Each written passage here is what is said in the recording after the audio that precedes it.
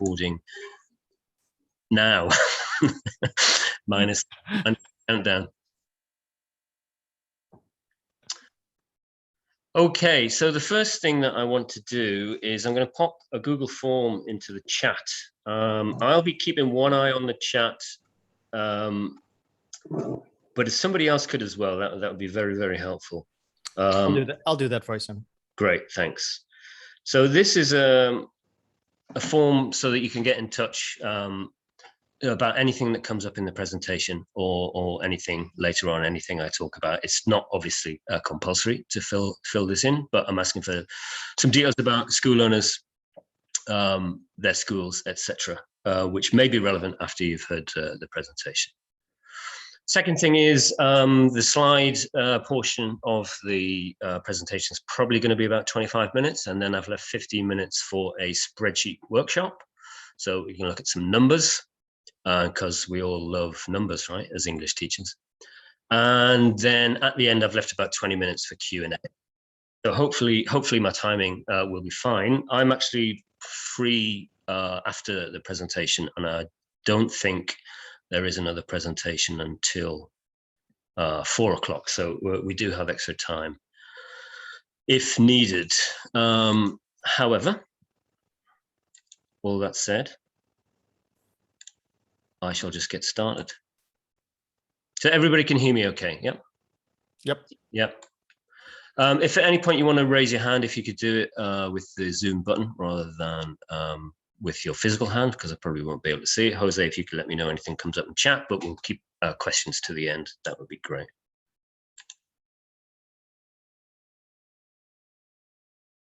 Okay, everybody, I presume can see this okay? Looking good. So we are here today to talk about buying, somebody's left already, buying, selling and valuing schools and ELL businesses. And I'm not sure how many people here are school owners. That was one reason for the Google form. I know several people here who are school owners. So I'm going to assume, unless you tell me otherwise, that most people here who are interested in buying, selling or valuing something are interested in valuing a school rather than another ELL business. But I will also be talking briefly about publishing and tech. And so for those of you that don't know me, my name is Simon Moran. I'm the CEO of a company called Modern English, and we have 10 schools in Japan, one of which I own directly. The other 9 are franchises or affiliates under the Modern English brand. Excuse me. We've published 30 books, and those are on sale in a total of 70 countries. Not all of them are on sale in all of those countries. And these are some of our other brands. Emmy Learning is our sort of parent brand, which we use for publishing and as an umbrella for all of the other things. Modern English is our schools brand. Happy Valley and the Fun Animals are our preschool learners brand. The Double Deckers are our much unused adult mod band. Bokuko is currently a digital and physical book sales website, which will soon be an online reading and video library. The cloud is the Emmy Learning Cloud, very much in production resources for learning. We have a thing called Live Schedule, which is a scheduling LMS and business management system for schools. And Phrase is our experimental AI solution for learning English in many, many kinds. Now, this makes us look as if we have lots and lots of things, but not all of these are particularly active. Time and money are the major constraints for us, same as everybody else. But please do keep an eye out for some of those things coming up. And as you can see, I've had a pretty varied career. I've been a paper boy, a fruit picker, a window cleaner, a sales assistant, a farmhand as well, actually, a removal man, and of course, I used to be a teacher. And I've been working in the industry in Japan since 1995. I built a franchise chain and publishing from scratch. And I've been involved in the setup, purchase, sale, and brokering of over 30 schools. Some of these are our own schools. Some were schools that people bought and converted to either Modern English schools or Modern English affiliates. And some of them, we just brokered deals and shook hands with the buyer and the seller at the end, and they went off on their way. The last sale that I was involved with just closed last month. I was involved in the sale. I brokered the sale of an international Montessori preschool in Nagoya, which sold for a very nice Japanese yen 8-figure sum. I can't say how much it was because it's confidential, but it was a really nice business, well set up, and it got a very good sale price, and it's going to be relevant to what we're discussing in terms of valuing our schools. So where to start? That's always the question in coming up with a valuation. Where on earth do you start? I'm sure everybody knows who this is, Mr. Buffett, and his pearl of wisdom on this is, you've probably already read it, but I'll read it out again. It's far better to buy a wonderful company at a fair price than a fair company at a wonderful price. Sounds very sensible. But what is a wonderful company? Is yours a wonderful company? Is it, in fact, a company, regardless of its legal status, or is it a self-employed job or a job? We'll be looking at this as well later on.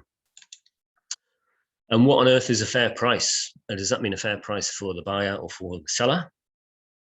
But actually, really, it has to be fair for both, because obviously to make a transaction, the buyer and the seller have to reach an agreement. And the buyer and the seller will approach with very, very different views. And so it helps to have some common ground in approaches and methods for business valuation. And the price will only be determined at the moment that the seller and the buyer agree on it. That is the only thing that will give you the valuation. And of course, the seller will try to sell for as high a price as possible, and the buyer will always try to buy for as low a price as possible. And so between those two things, you have to try and reach agreement. Now, everybody's going to have different wants and needs, but there are some basic valuation models that we can have a look at. Now, these are very, very common. A quick search on Google would bring most of these and more besides up. I've put, I think, 6 in here. There are dozens and dozens of ways of calculating the valuation of a business. And not all of these are going to be relevant here, but I've put a few things out of interest and to see how minds work on calculation. But not all of these are going to be relevant. So I'm sure you've all heard of this, market capitalization, also known as market cap. And this is very simple. It's simply the multiplication of the number of outstanding shares by the share price. So as you can see, yesterday, Apple shares were trading at $148.19. Apple has a total number of outstanding shares of 16.53 billion, which is a lot. And that gives them a market cap of $2.449 trillion. Famously, Apple are the highest valued company that's ever existed, according to some sources, and particularly according to this market cap. But unless anybody's company is publicly trading shares, this is not going to be relevant. If anybody does own a company or own shares, majority shares in a company that's publicly trading, could you put your hands up? I'll give you 3 seconds. No? So this isn't going to be relevant for us, and unfortunately, it means that we have to stop dreaming of market caps of close to $2.5 trillion and move on to something a bit more realistic. So the times revenue method, again, it's very simple. This is revenue generated over a certain period of time, which is then multiplied. I can see some people taking photos, etc. I will be sharing these slides later on, so you don't need to do that, but please feel free to do so if you'd like to. We see this, so yeah, it's revenue over a certain period multiplied, and usually annual revenue, but often we see with private language schools being sold that it's often multiples of months of revenue and not years of revenue. Again, we'll come back to that later on. And the multiplier is going to depend on the industry, the country, the business environment in that country. What's the market like? How confident do people feel? So tech companies will often be valued at 3 times revenue. This is an existing tech company, not a startup. There's a completely different method for valuing a startup company. You might want to have a look at the Berkus method if you're going to start a tech company. A publisher, typically 2.2 times revenue to the publisher was the model that was always used. Now, I attend book fairs every year. Up until COVID, I was attending London, Beijing, and Frankfurt book fairs every year, as noted in one of the earlier slides. Some of our products are available in up to 70 countries, and this is generally seen as the model, 2.2 times revenue. However, 2 episodes really have affected publishing very recently. For European and British publishers in particular, Brexit has had an enormous effect on shipping books out of the UK and across Europe. And then, of course, COVID has happened, which for some publishers in digital sales has been a fantastic boon, but has also really hit print. And so if schools are closed, for example, schools were closed in Colombia, we were looking at doing a deal for Colombia, for Happy Valley. Schools are closed, nobody's buying anything. Nobody wants to take the risk. If you're in the unfortunate position that you've bought your stock and it's warehoused, and schools are closed and nobody's buying it, it will certainly affect your book value. So whether that 2.2 times revenue for publishing will hold or not, I really can't say. And then just at the bottom as an example, a service firm may be valued at 0.5 times revenue, annual revenue, which is not very much. So you would want your service company to be very, very big if you were going to make any money out of it. So that's essentially gross revenue method multiplied. And then there's the earnings multiplier, which I much prefer, and is often seen as a more realistic valuation of a company, because profits are a better indicator of financial success and health of business. Important to note that this is earnings before interest, tax, depreciation, and amortization, which we'll see as EBITDA or EBITDA. So it's your profit before taxes and all the rest of it. So gross revenue minus all expenses, but not taxes. Probably nobody, some people might have some investments in a company that are earning interest. They may have some assets that are being depreciated, probably not too much. Our biggest depreciation is on our IP, furniture, etc. will just depreciate to nothing. You can virtually it's virtually worthless. It's good for tax minimization. And we're not amortizing anything at the moment. And then you would want to add cash and assets to this. From the seller's point of view, the buyer might think differently, but the seller would want to add cash and assets. If you can get your buyer to buy your cash at dollar per dollar value, that's a great way of avoiding tax, because you'd have capital gains tax to pay on that at some point. But any buyer is probably not going to want to do that. So getting cash out of the business before sale could be an issue. But having cash in the business is always very good.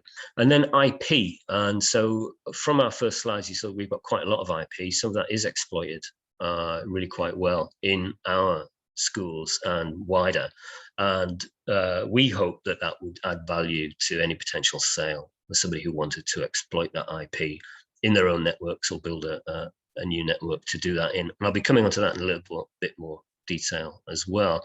One quick valuation you could do for IP, well, anything really for publishing as well, the replacement cost method. So somebody could look at our LMS school management system and say, yeah, I don't really want to buy it. I could make my own. How much would it cost to make a copy of that? And that would be a replacement cost method.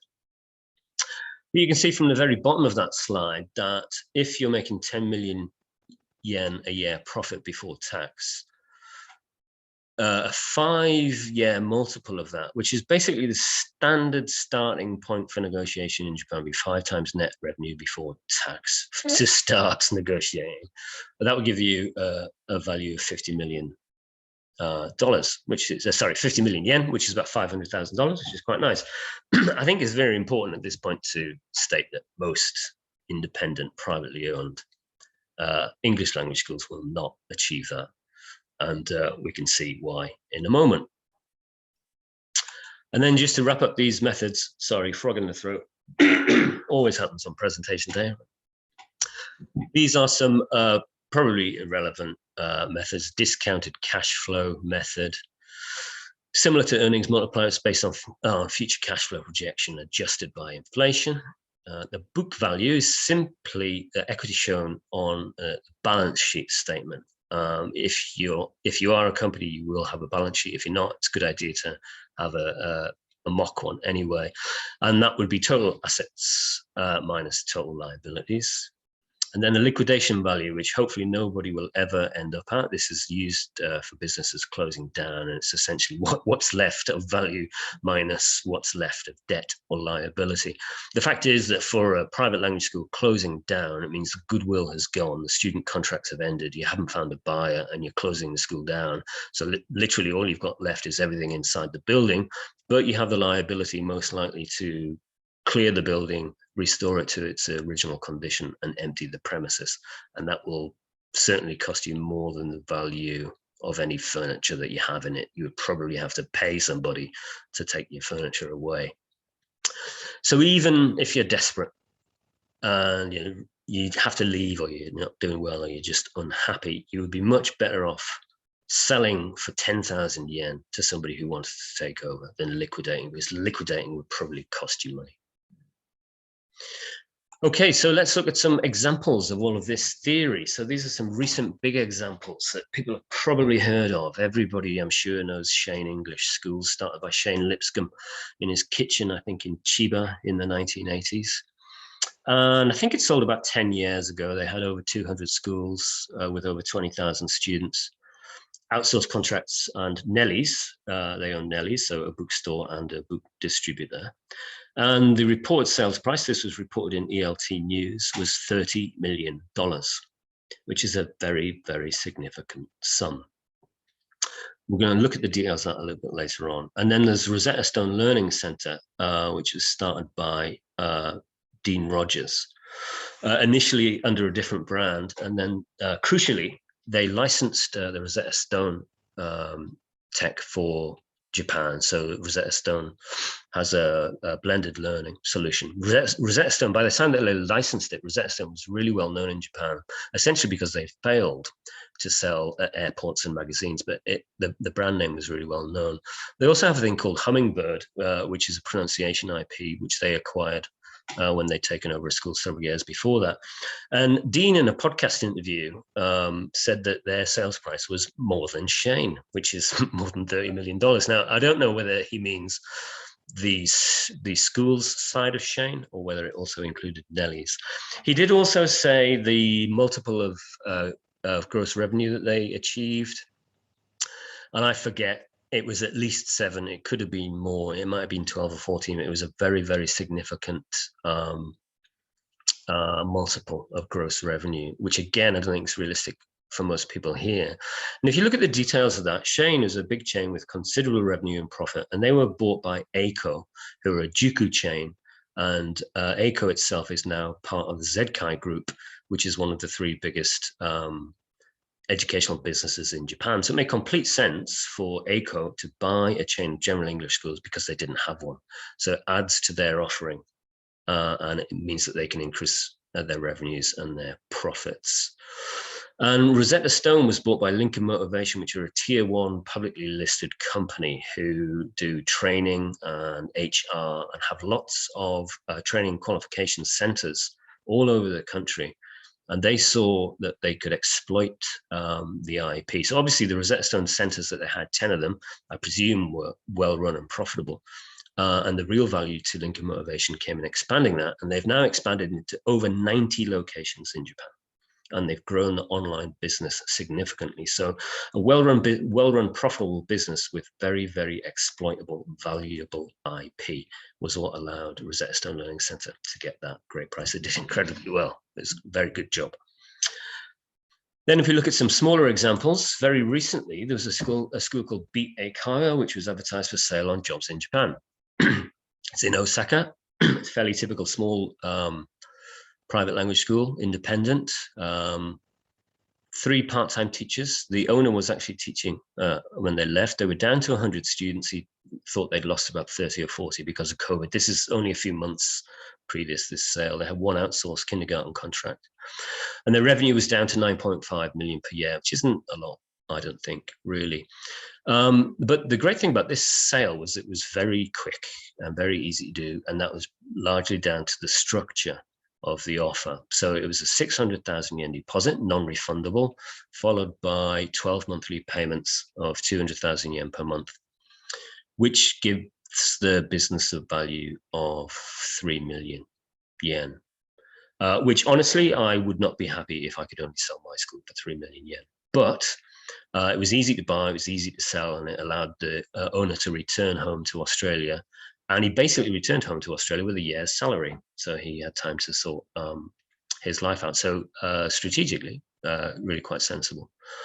And then I mentioned earlier the Montessori International Kindergarten in Nagoya that I just brokered. And one location, non-teaching owner, she had previously started the school, but took a back seat, was between Japan and the US quite a bit for family reasons. And it's a bit more complicated than the setup here. It's the potentially 24 full-time kindergarten students. And there was also, there's a pre-K and an eikaiwa attached to it, which I haven't really included in here in the figures. But minus the director's salary, the owner's salary is making 8 million yen, approximately 8 million yen annual profit before tax, which is very nice. Now, Montessori obviously is niche, high value, comes with curriculum and pre-qualified teachers, because you can't do it unless you're pre-qualified. So it gets rid of a lot of the normal headaches that school owners have. Very, very well-run school, very profitable. And so I'll actually be helping the new owners expanding this via branches and franchises. And if anybody's interested in any of that, you can contact me outside of this presentation anytime you like. So as I say, sales price of XX million yen. I can't say what it was, but it was a very nice figure.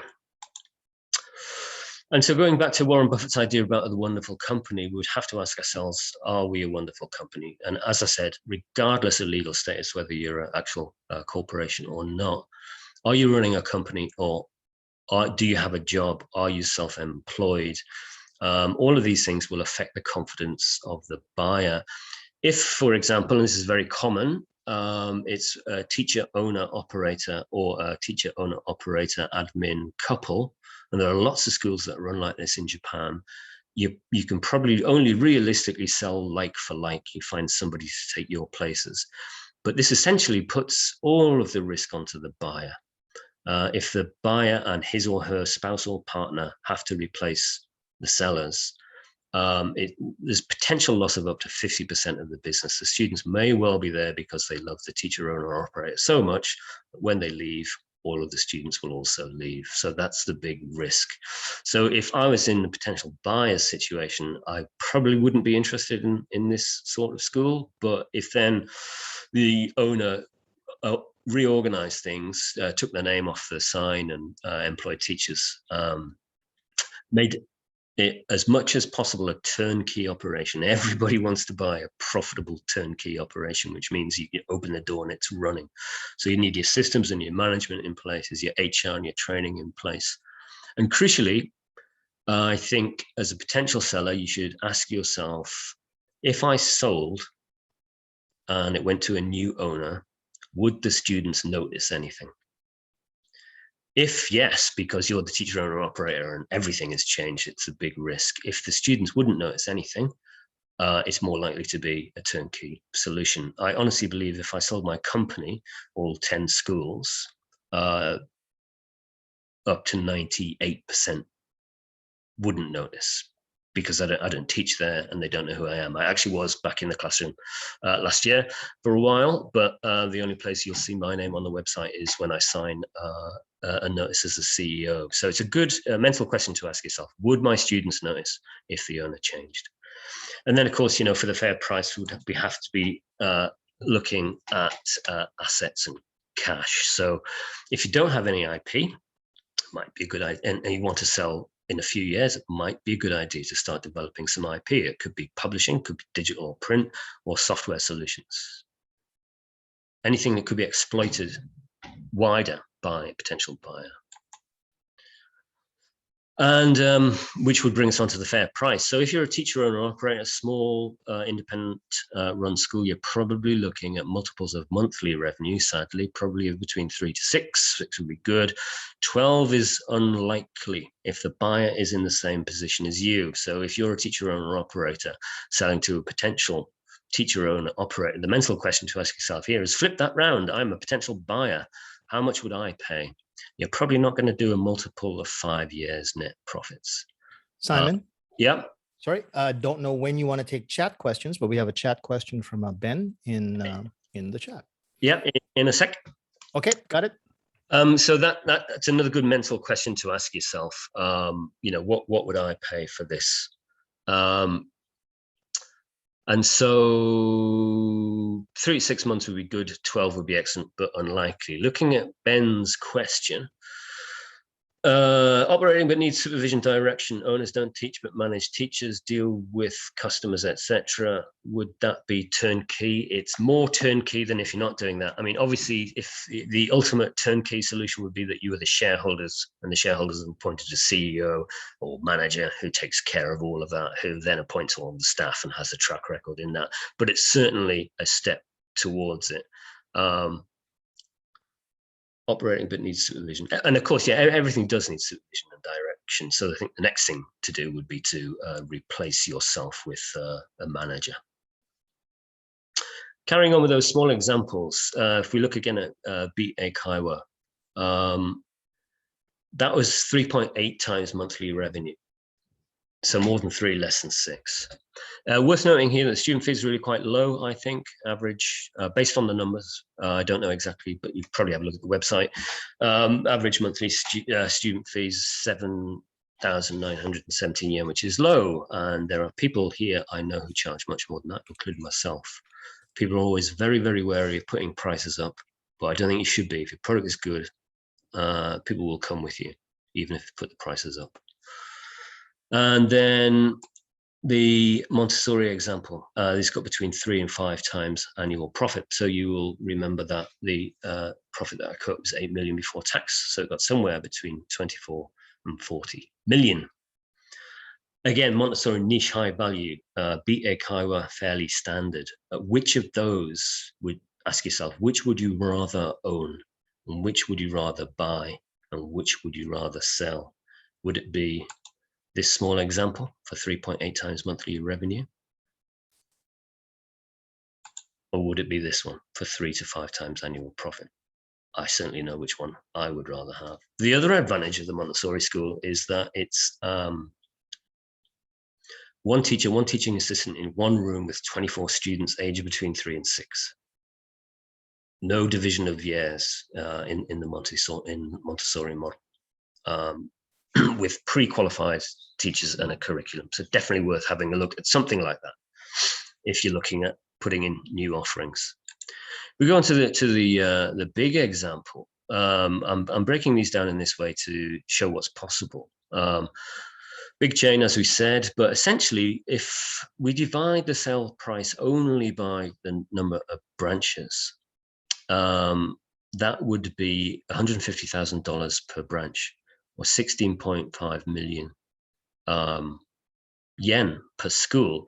But each of those branches would only have 100 students on that average of 20,000 students divided by 200 branches. So these are numbers that lots of us are very, very familiar with managing. But obviously the power of Shane, which allowed them to sell, it was that they have 200 of them, a central management system, and everything should essentially be the same at all of the schools. There's a very, very big difference between buying one chain of 200 schools versus 200 individual schools, which you would have to do due diligence on all of them. But that chain of that size does mean that you can achieve a high sale price. So question is, if you've got around about 100 students, would you take, if offered, would you take 16.5 million yen for your business now? If you're not saying yes within a millisecond, you should say yes within a millisecond, because you'll not get that from a private buyer. Incidentally, Mr. Shane Lipscomb, who's Ben has 400, and yes, he would sell tomorrow. Offers on a postcard to Ben. Shane now lives in a converted mansion, which is now his house and hotel, and he lives in Wales, where he's virtually retired and has a very nice life. There's also a cautionary tale here that size does not necessarily equal good business. I'm pretty sure here everybody knows David ran David English House, which was a chain of schools in Hiroshima. They had outsourced contracts In high schools, universities, kindergartens, they did teacher training, and they also had overseas franchise. And in an interview with Richard Solomon in the Japan Times, David confessed that he'd possibly taken his eye off the ball as he focused on other things, such as his writing. And reported in various media the revenue of, I can't verify these figures, but reported in various media the revenue of David English House in 2002 was 330 million yen annually, which is a fantastic amount of money. But the net result of that was that they went bankrupt in 2010.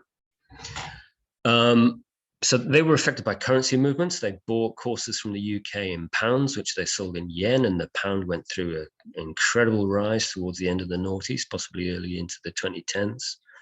They had some outside contracts cancelled, and at this time, however, they were 100 million yen in debt. Again, this all comes from an interview with David in the Japan Times.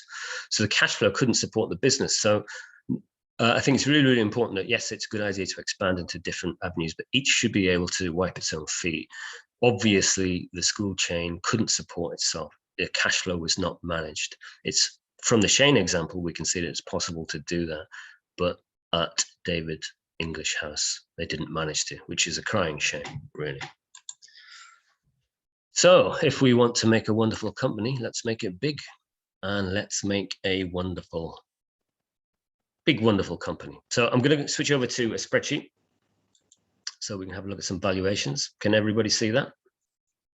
Yes, I hope you can. I can see it on my monitor, so we should be able to. So this is just an example, and it's based on one of the schools in our group. I've rounded the numbers out to make them easier to deal with, and I've called this the 1, 2, 3 go-to school. And you can see that it says here it has 120 students paying average monthly fees of 10,000 yen per month.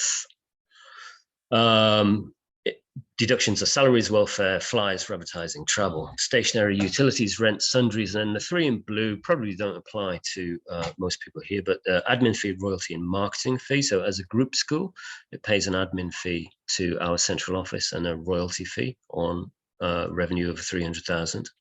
And a group marketing fee. So we do all of the back office work for these schools. We answer the phones, we do the scheduling, we collect the fees. And we also do central marketing via websites and Google Ads for them. And then I'm having a squiz to the right. Unfortunately, this hasn't fit quite onto one sheet. But we can see that the profit before tax, sorry, that's not the profit before tax, that is 37.87% profit before tax, which is very, very good. I've deducted sales and corporation tax on there as well. But what that gives us is these multiples here. So the 3, 6, and 12 months multiples I talked about before, and 3 years, 4 years, and 5 years net profit. Now you will notice that the 12-month gross figure, 14.4 million, is actually pretty close to the 3 years net profit. That's something just to bear in mind. So for the workshop part of this presentation, I'm going to switch tabs here onto 456, go to school. Oops. And I thought we could work together on some sensible numbers that we think are realistic to plug into this spreadsheet to see what sort of revenue valuation model we could expect. So this is, at the moment, is set up to be 120 students at fees of 10,000 yen. I could change this very quickly. And if I halved those fees to 5,000, we can see the 5-year revenue, 5-year net revenue projection is at currently 25.5 million. And it drops to -10 if I halve the student fees. So would anybody like to volunteer some figures for this? Number of students, monthly fees, rent, teacher salaries are probably the main ones to go at. I've put in here admin staff and a marketing fee instead of our admin fees.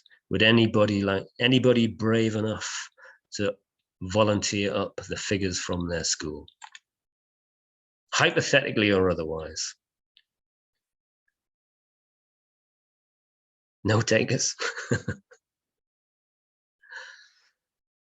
This is your opportunity to do a quick valuation of your school.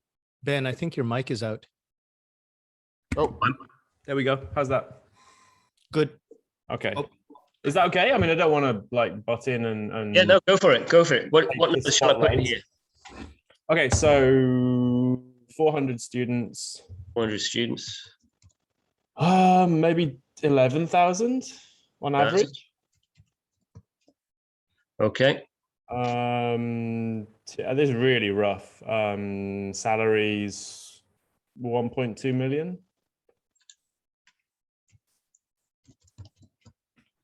Rents 800,000. Yeah. Just a sec.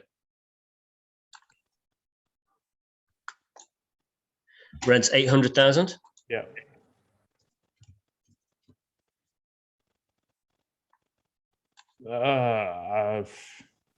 Sundries 300 maybe Every month. Just to take out everything else. 300,000 a month. Yeah. Yeah. And then get rid of everything else, like all the welfare and utilities and things. And so your salaries include all your admin staff as well? Yeah.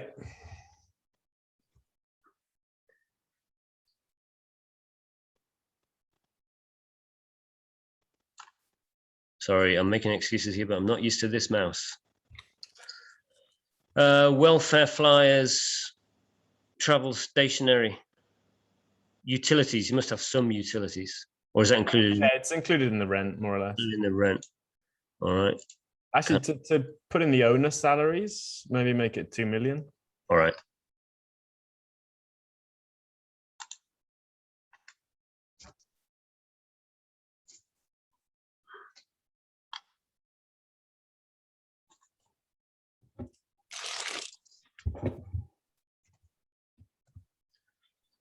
Are you waiting with bated breath until I'm copying this across? The numbers at the bottom are the one to keep an eye on.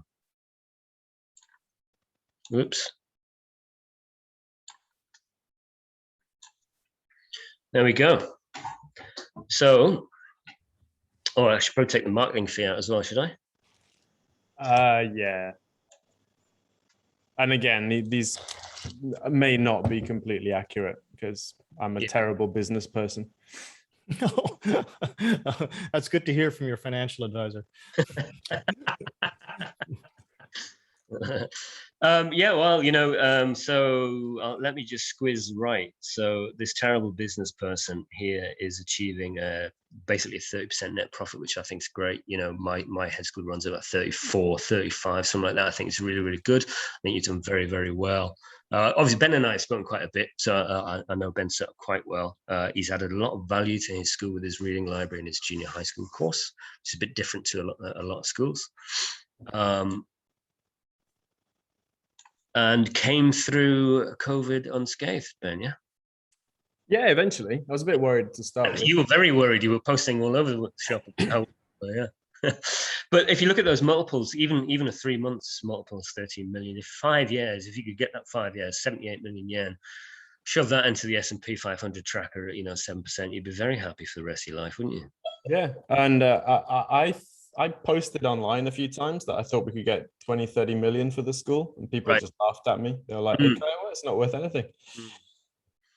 Well, I think what you've got is that you've got something that's a little bit different, and if you were getting around to putting a deck together, you could sell this to a chain of existing normal English schools that didn't have a reading library and the IP that you've got for junior high and the things that you've got that are different. That's going to be a potential interest to other people. The unfortunate thing is that it's probably also pretty easy to replicate. I know the cost of the books would be very, very high for the libraries for each location, and no matter how good your fluency course is, and it is good, somebody else could write one. So you may, the thing to be cautious about when trying to sell to people would be get an NDA first. So I think to protect your IP.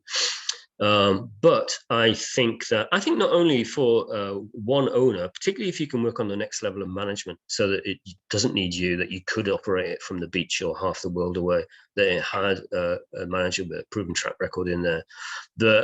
It's a bit different to most general English schools. And I think it would be attractive just as a single school, but I think it'd be very attractive for a chain or an investor to buy in to expand. So well done. Cool, thank you. Yeah, I think if someone professional came in and did the marketing and stuff, they could double this probably. In the same location? This location can fit 600. Right. With the same number of teachers and stuff. But yeah, I mean, you could duplicate it because all the curriculum's in place. Right. Cool, thanks a lot. That's very no worries. No, thanks for sharing, Ben. That's really, really helpful. One thing I guess on that as well is your physical location can hold 600 students, but what about the geographical location? How many could it supply? I mean, I know you've got students that travel quite a distance, which is great, but obviously there's a limit to the number of people that can go to any one location. So that's just something to bear in mind when you talk about, advertising potential. This is something that you see quite a lot when people say, oh, it's got loads of potential. Yeah, really? Well, why haven't you exploited that potential? It's like we're working on that. Yeah. An empty room has lots of potential. But if you can show that basically your marketing efforts have been, X, Y, and Z, you spent a certain amount of money in certain areas, and that's gained you this, and this is a geographical area that we haven't yet exploited. It's a reasonable assumption that if you apply those same methods of recruitment there, that potential could be fulfilled. But yeah, I think it's great. Well done. Anybody else want to have a go at theirs? What I'll do, Ben, is I'll duplicate this and I'll share it with you later on. Okay, cool. In fact, I'll share. It's if there's nobody else that desperately wants to do this, I'll make a blank template of this available for everybody so that you can have a go on your own. It's very, very simple. Most English schools are set up in a pretty simple cash flow way. So I'll make a blank template available with the slides, and I'll put the Google form in chat. So if you can fill that in, I'll send that to people who reply to that Google form. So if there's nobody else that wants to jump in and do their spreadsheet, I'll stop the share and open to Q&A. Round table, fire away. Simon. Duncan. Yeah. If I'm sounding really dumb, I'm so sorry, but just going back to your basic small examples, if I remember correctly, at the Beat school in Osaka making about 8 million, did you say turnover? 9.5 million. And then you had that Montessori doing 8 million profit before tax. Okay. So they're multiplying different numbers there, yeah. So I quoted the gross earnings for the Osaka school and the net before tax for the Montessori school. All right, yeah. I couldn't work out why one was getting so much more value. Okay, all right. That was me. Anybody else? Simon, one thing that maybe we neglected was that I'm a 10-month operation, not 12. Oh, yeah, right. Not that it couldn't be a 12-month operation, it's just that my wife and I are very fussy about how much time we have off. If you were going to sell it, I would sell it to somebody as a 12-month operation, Yeah, the kids would definitely come if we said we're open all August, they'd come all August. Yeah. Mike, fire away. I'm just curious. I mean, because you're obviously I mean, I'm assuming most of you that are here anyways are all running like brick and mortar schools. Do you guys envision, or do you see anything in terms of, because we're all, it's online teaching Japan. Do you guys see any possibility or opportunity in shifting things? Again, remember, you're gonna increase, or you have the potential to increase your market share if you're selling this stuff. But dealing with children, obviously online, it's a whole other ball of wax. But is there any sort of, or what would be your advice for somebody who wanted to do, who wanted to, I guess, expand their market from Japan to outside if they're running like a kids school kind of business. If you look at the Rosetta Stone Learning Center example, I think they're somewhere between 60 and 80% of their new business that Lincoln Motivation have added on is actually online, and that's in Japan. And they have teachers supplied from the Philippines. But they have a blended learning platform and a name. And there are obviously, yeah, online does present opportunities, but it presents those opportunities for everybody everywhere in the world, right? So the differentiation becomes a thing, and then margin and volume. And we had a contract with a Korean-owned supplier of teachers from the Philippines about 7 or 8 years ago as our first foray into online teaching. At the time, Skype was the method that was used, but they had their own curriculum and everything. But the essentially from then, the whole one coin lesson idea, online equals cheap. And so the margins are very, very narrow, which means it's a volume business. And if you can't recruit at volume, it might be tough. So that means you either try and do that, you try and differentiate through name, platform, and volume, or go niche. And if you can go niche, as Tim Ferriss likes to say, if you can niche down. The 4-hour work week, for sure. In some way, that might work, but again, this is not my game. I'm just sort of positing the question out for it's what I think it's what everybody's thinking.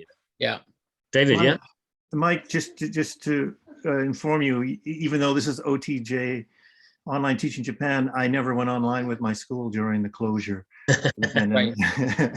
And again, as I'd said earlier, I just think teaching, I mean, it's trying to get children to focus is hard enough in a classroom. So I mean, I totally get it. Totally. My wife was completely opposed to the idea, and what that did though was it freed me up to actually make OTJ. Right. Yeah, we went Thank online. God. For like 6 weeks, I think. And it was very stressful. Like, we weren't set up for it. The teachers were pulling much longer work days. The parents hated it. The students did not have suitable environments to do online stuff. Like, I wouldn't want to do that in the future. George put a comment into the chat there about moving to Bali and teaching online there, and I'm pretty sure that was meant as a humorous comment, but it's a little bit humorous, yes. But it's a really, really good point, because it's not necessarily about building a massive business and selling it for millions, retiring and buying a Learjet. It's important to be happy now. And so if you could live in a beach hut in Bali and eat coconuts and fish and supplement that lifestyle with teaching online, why not? Go for it. Absolutely. There's lots of different things that we can do. There's a bit of truth to it, because I'm almost thinking sort of semi-retiring and maybe doing even volunteering teaching in places like Vietnam. I have enough savings though to keep that going. So I don't really need to, if they just gave me a nice room, a little room and a bed, I'd volunteer in Southeast Asia to teach eager students. Anyway, we had a tea towel in our house, which is a Geordie tea towel, which with lots of rules on it, one of which was never volunteer, kidda. Never volunteer. I'd be willing to do it, but I'll keep it quiet on that. Why is that, Simon? What's the mentality behind never volunteer? You should get paid for your work, right? Yeah, or else you end up like me. Or you get taken advantage of. Yeah.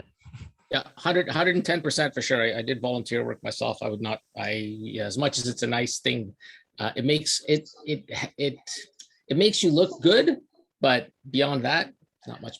Again, I only said this slightly humorously. Volunteer work, of course, does have its place, but sure. It's very for providers of English language instruction. It's very, very difficult to compete against free if you want to make a living from it. And Mike, on another note, I mentioned to my wife. My wife doesn't really know that much about OTJ, but I showed her some of the numbers the other day of the participants in the work that Jose and Adam did to put this week of presentations together. And she goes, her only question was, "Did you make any money from this?" Yeah. Well, of course. And that's to which you said, "Not yet." Yes. Anybody have any other? Maybe there have been some successes Well, there've been among loads of some of the members. successes. but, There've been loads of successes. It's been great. Anybody have any questions or points about valuing schools or buying or selling? Anyone want to pitch a sale of their school? Duncan, go ahead. Not a pitch, but what might be useful. It sounds like that beat Osaka situation. I might have got this wrong, but maybe it was something that you said wanted to be done quite quickly. Yeah. I just would be interested what I don't know how much you're involved or how you know about it, but what the owner did to do as much as he to make it an attractive business to sell from deciding he wanted to sell it to putting it on market. Yeah, he was a long-term owner, around about my age, maybe even a little bit older than me. And I just turned 54 on Sunday. Congratulations. Thank you very much. And Happy birthday. so he was organized. Basically, his experience had allowed him to organize, and he wasn't the only full-time teacher. He'd actually also started a volunteer group for English schools ages ago. I can't remember what that was called, but the time had come to move back home. He wanted to take his family back to Australia. And I think COVID possibly spurred him on, and they actually had a house that they wanted to sell as well, but he was confident he could do that. He was a very positive, go forward sort of Australian type bloke. We've all met them. How are you doing? Awesome. How was yesterday? Awesome. How's tomorrow going to be? Awesome. He's one of those, But that allowed him to focus on what he wanted to do and make that decision. And I thought the structure of that, it basically gave him a salary for a year in Australia to sort himself out. And if it fell through, and of course he wouldn't have wanted it to fall through, the buyer forfeited all monies paid. So whilst it may not have been his ideal sale price, I think it was a really, really good structured deal. Hello there, Nick. Hey. How are you? I'm guessing that's that Nagoya is Ping School. Yeah, that's right. Yeah, it's Ping School. Okay, so first question, why didn't you tell me about that? Second question, are you aware of any other places out there right now? I mean, how often do schools come up for sale? Yeah, in your opinion? Yeah, it's really hit and miss,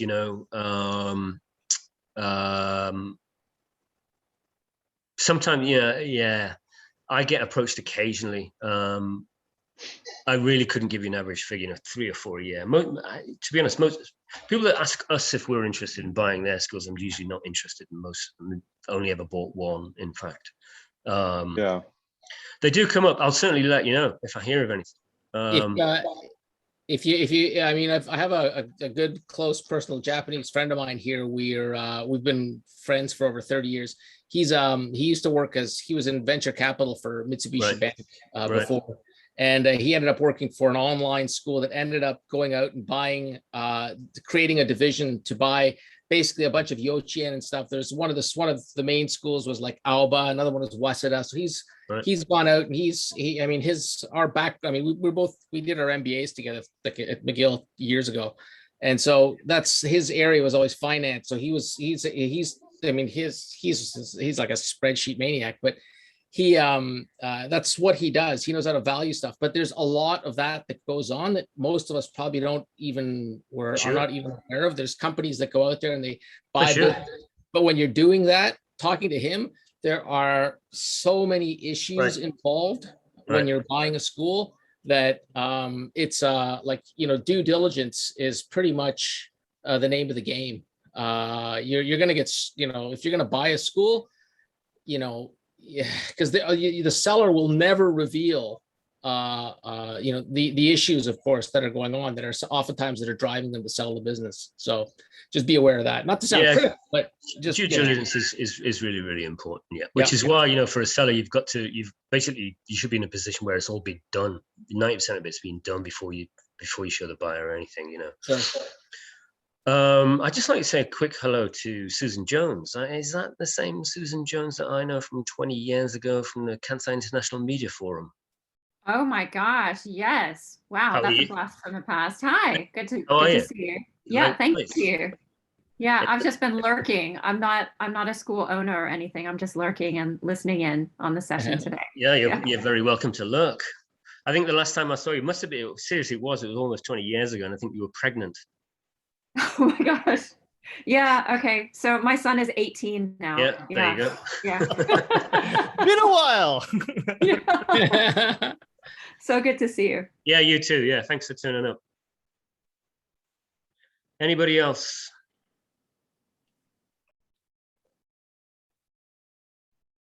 Simon. Yep.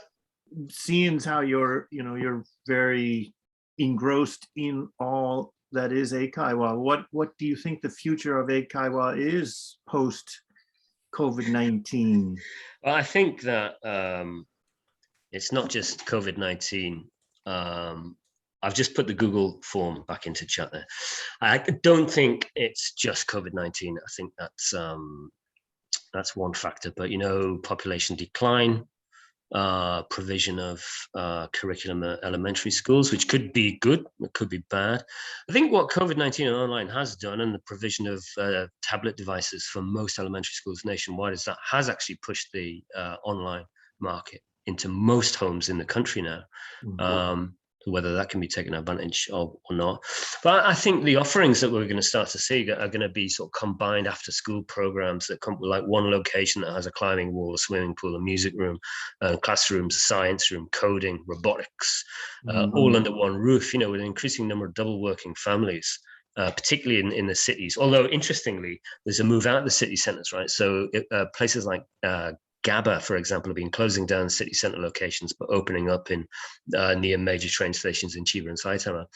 But nonetheless, there are more double working families. So there's provision of childcare, I think, is probably the thing to look at rather than provision of English language. But if you're going to set up somewhere like that with a swimming pool, a climbing wall, and a robotics room and all that, you're looking at a massive investment, But then I think if you look at the niche market or differentiation, you differentiate with portfolio approach, and Ben differentiates with his reading and his fluency approach. So that shows that just within the same markets that we've all been trading in as general English schools, that there's something there. I think.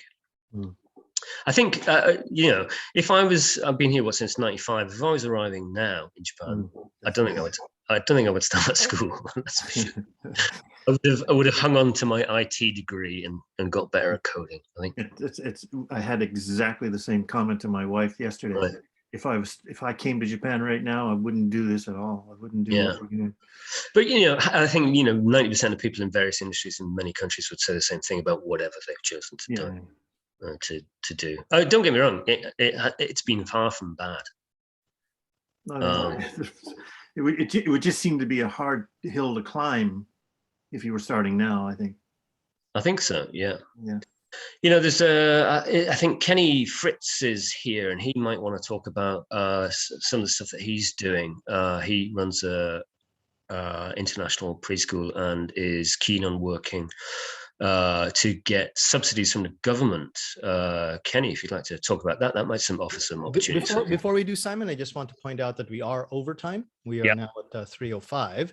And while there is no presentation after this, and you guys can hang around for a bit, we are technically beyond Simon's time. So I would probably like to ask, at least we wrap up the recording, so that then it doesn't go on for too much longer.